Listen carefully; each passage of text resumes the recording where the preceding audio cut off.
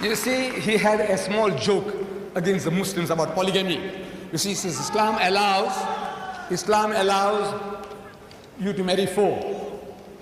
He didn't quote the verse correctly. He was saying Surah Nisa, verse 3, or something to the effect. The Quran says, marry women of your choice by twos and threes and fours, but if you cannot do justice between them, marry only one.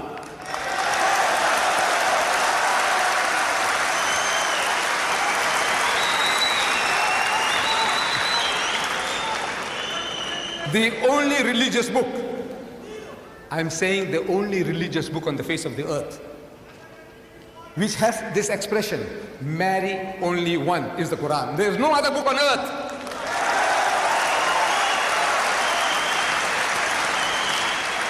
And this is the solution to your problem. He has settled down in America. He has married a beautiful young lady, an American woman. Congratulations. But now, wait.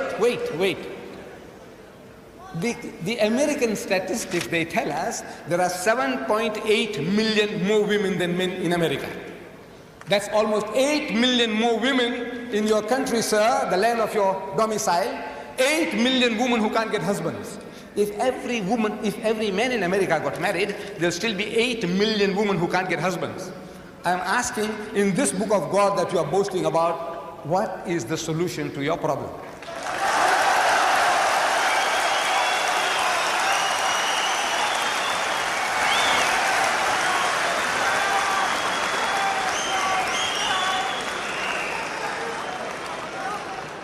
Jimmy Swaggart.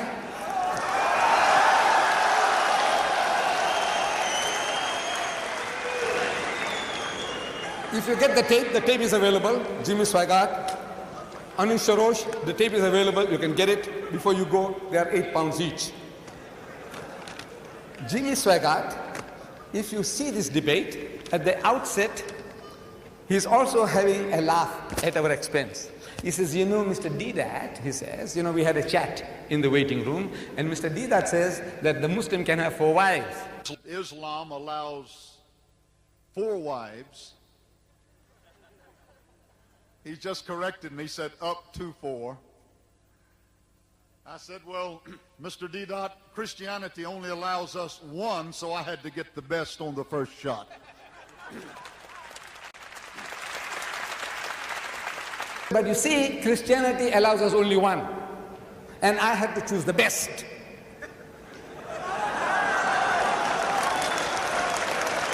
Get the tape. He said, I had to choose the best. And you know, the best was not good enough.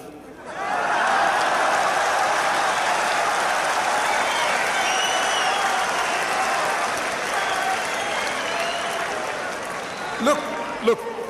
All these tele-evangelists, all one by one, they're all falling.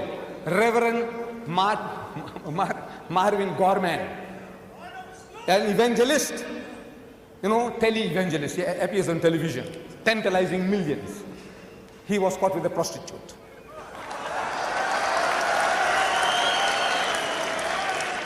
Jim Becker, with Jessica Hans, another prostitute. Jimmy Swaggart, average of 2 trips a month to the prostitute for his satisfaction. I said, you laugh at us? You are a fool. I said, the laugh is on you.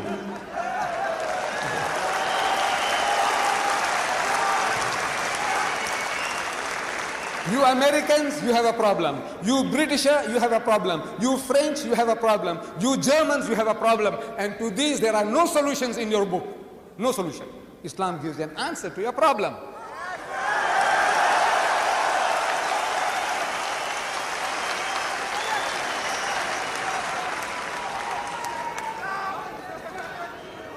Divorce.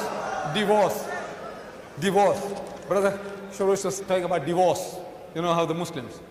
Look, when you malpractice, when you do something against your own teaching, you are culpable.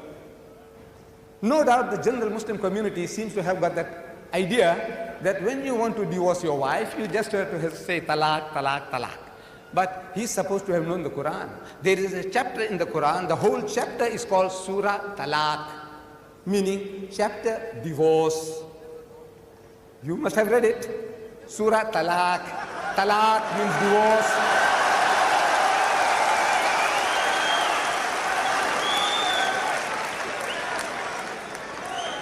At the outset, Brother Sharosh, he said he has been studying the Quran for 2 years now. 2 years. Sure. See what the Quran says, please, brother. And then point a finger at the Quran and say, look, this Quranic teaching is not right, it's not feasible, it's unreasonable. Talk about the Quran. Don't talk about the Muslims. As much as we have bad Muslims, you have bad Christians.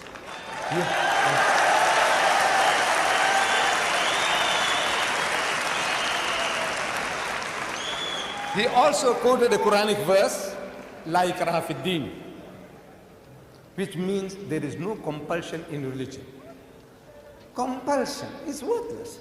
At the point of the gun or the knife, you force somebody to say, read the Shahada, the Kalima, the Creed of Islam, and the man is forced to read. What is it worth? Nothing. There is no compulsion in religion. But the insinuation is that the Muslims were doing compulsion.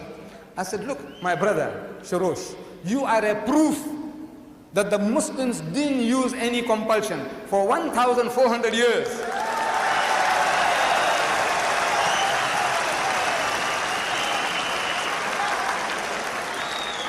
For 1,400 years, you and your other Christians, whom you now say number 14 million, they lived in our midst. In Egypt, the Muslims have been the overlord of that country for 1,400 years. For a few years, the French came, for a few years, the British came, but overall for 1,400 years, the Muslim has been ruling that land. And yet, today, you can boast there are 10 million Coptic Christians in Egypt. If there was compulsion of any kind, there would not have been a single Christian left in the country.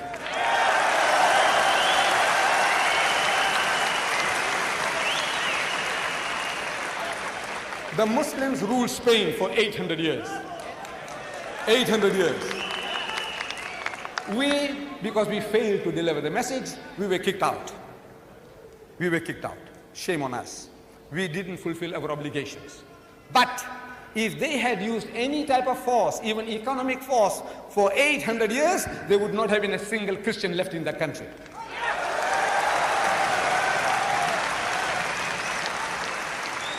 We Muslims, we ruled India for 1,000 years. But after 1,000 years of Muslim rule, eventually when partition takes place, the Muslim gets 1/4, the Hindu gets 3/4. Why? Because we didn't do the job. We didn't use any compulsion.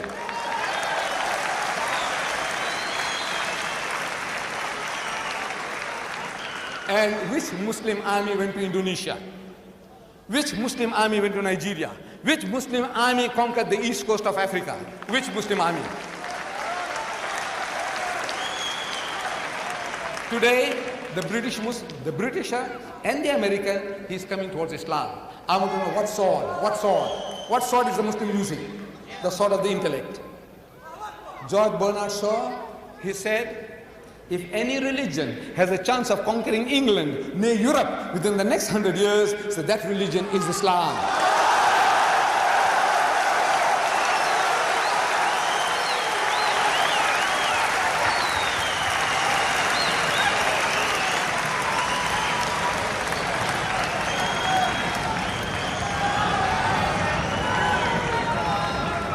Look,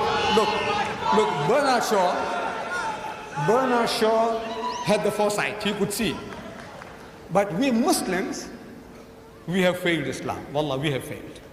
We have failed. We haven't made a start yet. We believe. We say we believe, but we have not made a start yet. This is our problem. The destiny is ours. Wallah, it is ours. Allah says, لِيُزْهِرَهُ عَلَى الدِّينِ كُلِّهِ. He has given you a deen, a way of life that is to master, overcome and supersede them all, bulldoze them all, whether it be Hinduism, Buddhism, Christianism, Communism, Judaism, every ism.